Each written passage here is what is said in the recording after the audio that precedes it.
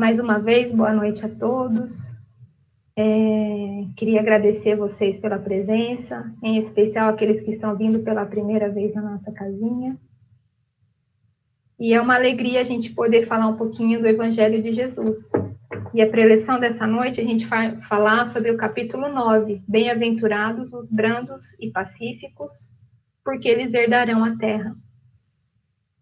E a gente pensa assim, o que são os bem-aventurados, né? O que significa ser bem-aventurado? Bem-aventurado é sinônimo de felizes. Então, a gente pode pensar que felizes são aqueles que são brandos e pacíficos. E o que é ser brando, né? Brando é o contrário de ser violento, né? De ser intolerante. Brando é uma pessoa calma, tolerante, que está sempre disposta a ouvir, né? A ter empatia pelas pessoas, foge das brigas, das discussões. E o pacífico também. Pacífico é que traz a paz, né? Que não é a guerra. Então, felizes são aqueles que são brandos e pacíficos, disse Jesus. Mas, às vezes, na nossa vida, a gente tem alguns desaforos, né? E a gente não gosta de levar desaforo para casa, né? Ninguém gosta, né? Às vezes, na nossa vida, acontecem algumas coisas que tiram a gente do sério, né? E, às vezes, a gente perde a paciência. Mas como que a gente vai perder uma coisa se a gente não tem, né? Às vezes, a paciência é um limite que a gente tem, né? Se o nosso limite é bem baixinho, qualquer coisa que a gente faça, a gente já está explodindo de raiva. Bati o pé na mesinha, já estou brigando com a mesinha, estou chutando mais ainda, estou brigando. Mas se o meu nível de paciência é um pouquinho maior, eu já aguento bater na mesinha e falar, né? Ou não reagir, agir com paciência, falar, puxa, né? Por que eu fiz isso? Vou prestar mais atenção. Não ter aquela reação violenta, aquela reação explosiva, né? E por que é tão importante a gente não ter essas reações explosivas? Porque quando a gente tem essas reações explosivas de violência, todo o nosso corpo muda. Nosso coração acelera, o nosso ritmo fica diferente, a nossa energia fica mais pesada, a gente grita, a gente pode ferir as pessoas que estão à nossa volta. Isso tira a nossa harmonia. Tirando a nossa harmonia, a gente corta a nossa ligação com Deus. Que nós estamos todo o tempo conectados com Deus. Deus está em toda parte, mas quando agimos dessa forma, nós não escutamos o pensamento divino. Porque nossa mente fica tão atribulada, tão desenergizada, né, desequilibrada, que a gente não consegue mais perceber as boas vibrações, os bons pensamentos, tanto do nosso anjo da guarda, quanto dos bons espíritos que nos acompanham. Então, manter uma atitude de paz, de calma, nos momentos de mais dificuldade, é isso que a gente precisa fazer para a gente ter a paz, para a gente ser feliz, né? Bem-aventurados são os brandos e pacíficos. E não tem como a gente controlar o que o outro faz com a gente, né? Às vezes a gente está numa situação que outra pessoa vem nos incomodar, né? Vem mexer com a gente, vem brigar com a gente está ali quietinho, mas às vezes não tem como a gente controlar o que o outro fala. Mas tem como a gente controlar o que a gente faz com aquilo que acontece com a gente. E geralmente a gente não consegue, né? Tem pessoas que tiram a gente do sério mesmo e tira a gente justamente porque quer ver o nosso mal.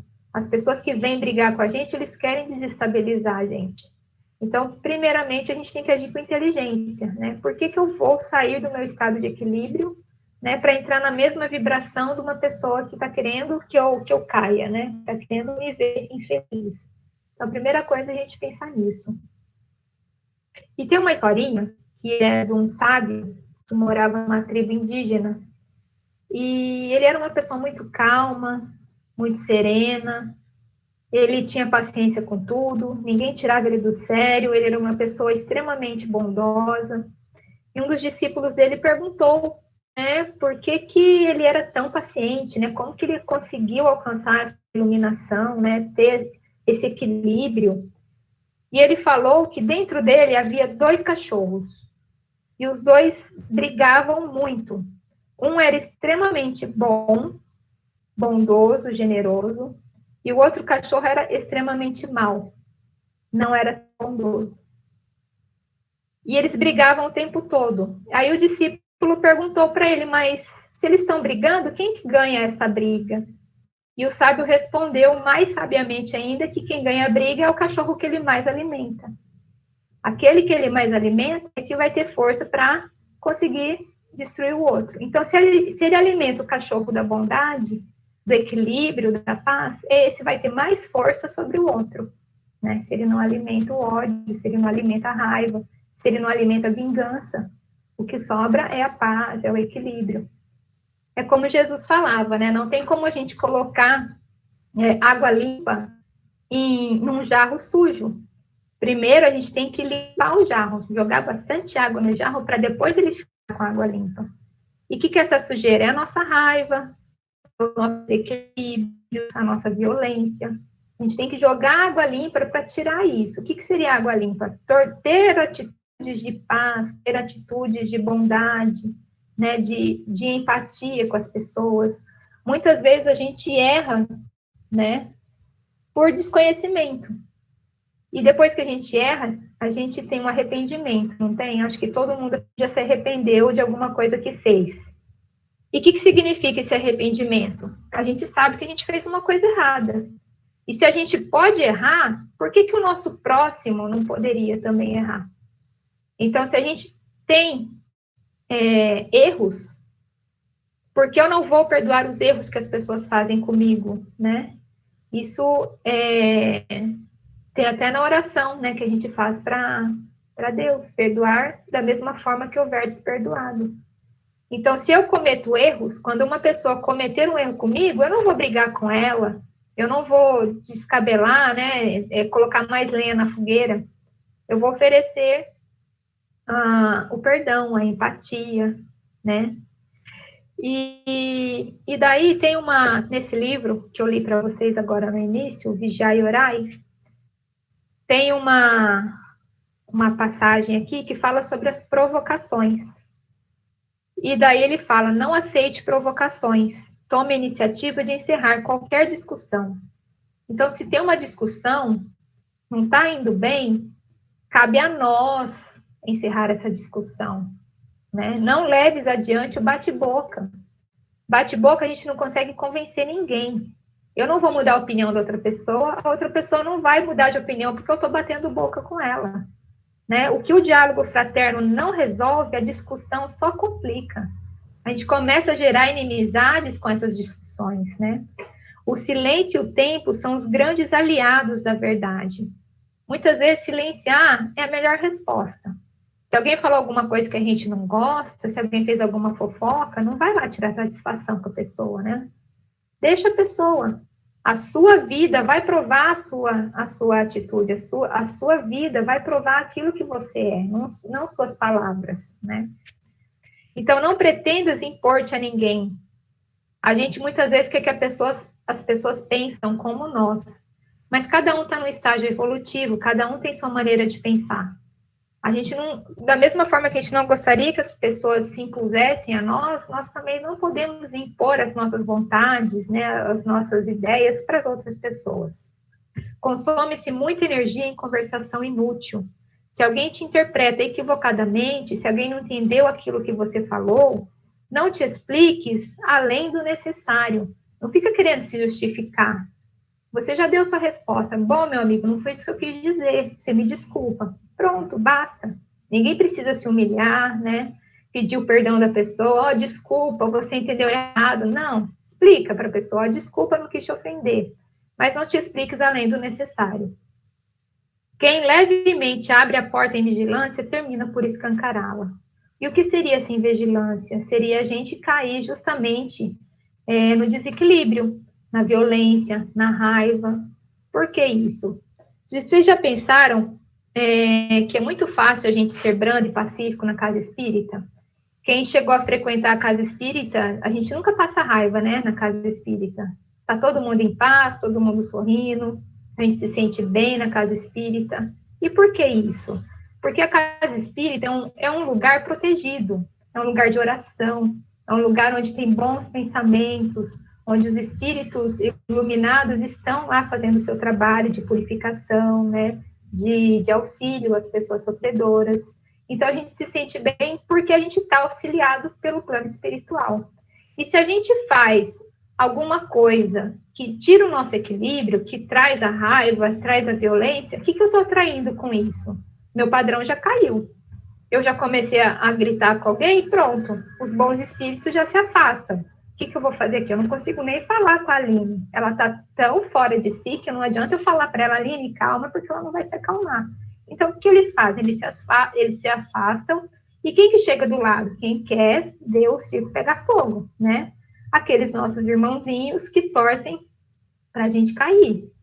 Que muitas vezes nem estão torcendo para a gente, estão ali, por ali andando e vê alguma coisa assim, briga com ela mesmo, vai lá colocar mais lenha na fogueira. Então, a gente atrai os bons espíritos ou os maus espíritos com a nossa atitude, né? Então, ao invés de descer ao nível do seu contendor, daquele que está te espezinhando, né, brigando com você, faz-o subir ao teu. Isso é muito mais difícil do que parece, né? É muito mais difícil numa discussão a gente conseguir elevar a pessoa a um nível de fraternidade.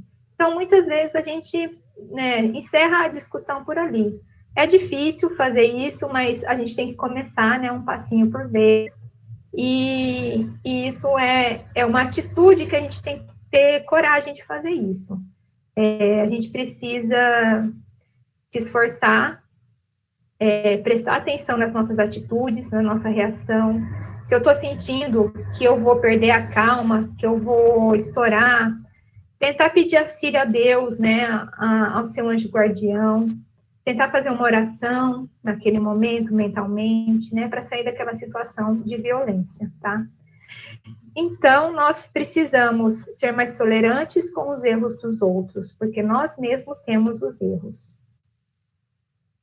E tirar os pensamentos destrutivos da nossa vida. Muitas vezes a gente tem pensamento destrutivo com nós mesmos, a gente não perdoa coisas que a gente fez lá quando a gente era criança, né? Quando a gente era adolescente, quantas besteiras a gente já fez, né? E a gente não se perdoa. Muitas vezes a gente fica se cobrando, né? O nosso maior cobrador é nós mesmos, a gente fica com aqueles pensamentos, eu não consegui isso antes, não vou conseguir, eu não sirvo para nada. A gente tem que parar com esses pensamentos, perdoar. Se você não conseguiu lá no passado fazer alguma coisa, hoje você tem mais conhecimento, tem mais força, você viveu mais. Então, a gente consegue compreender mais a nossa situação, parar de se martirizar, né, de pensar o mal, né. Então, a gente, agora, falando sobre tudo isso, isso me fez lembrar sobre a oração do Francisco de Assis, que acho que vocês conhecem, né, que na oração fala que a gente deve procurar na vida compreender sem procurar ser compreendido. Como seria bom, né, a gente compreender mais as pessoas do que ser compreendido. Olha, a Aline é uma chata, eu vou compreender ela, coitada, porque ela está no estágio evolutivo mais inferior. Então, para a gente é ruim ser compreendido, a gente tem que mais compreender as pessoas do que entrar nessa posição de ser compreendido, né? Que a gente busque amar a todos e a tudo, sem buscar em troca ser amados. Muitas vezes a gente quer amar as pessoas, mas a gente também quer o amor delas. Então, a gente não pode ficar cobrando isso, né? Muitas vezes a gente faz uma coisa para alguém e espera a receber algo em troca, né? Olha, meu amor, eu peguei o Guaraná para você, toma aqui. Aí o marido vai lá, pega o Guaraná dele, não sai, traz para vocês e fica assim, nossa, eu peguei para você, olha, você não traz para mim um Guaranazinho, poxa. Então, a gente sempre está procurando aquela troca, né? Então, que a gente busque amar mais sem esperar receber o amor em troca, né? Porque o importante é a gente amar, não o amor que a gente recebe. Que possamos perdoar os nossos inimigos, pois é perdoando que somos perdoados. Que busquemos mais consolar sem a pretensão de sermos consolados. Que tratemos de todos com educação, como queremos afinal ser tratados. Porque é dando que recebemos, é ajudando que seremos ajudados, né? E quando algo de ruim acontecer com a gente não pode pensar, por que comigo, né? Mas por que isso aconteceu comigo? Qual lição eu preciso tirar disso, né? O que eu preciso aprender com isso? Então, que possamos nesse ano que está chegando agora, 2021, entrar com o pé direito, entrar com as nossas decisões de início de ano, que possamos ser mais pacientes, perdoar mais os nossos companheiros, aqueles que convivem principalmente com a gente, perdoar os nossos inimigos também, aquelas pessoas que querem o nosso mal, que possamos pedir as luzes do céu que nos iluminem no nosso dia a dia, que seja um ano de muito aprendizado, de muita paz para todos nós.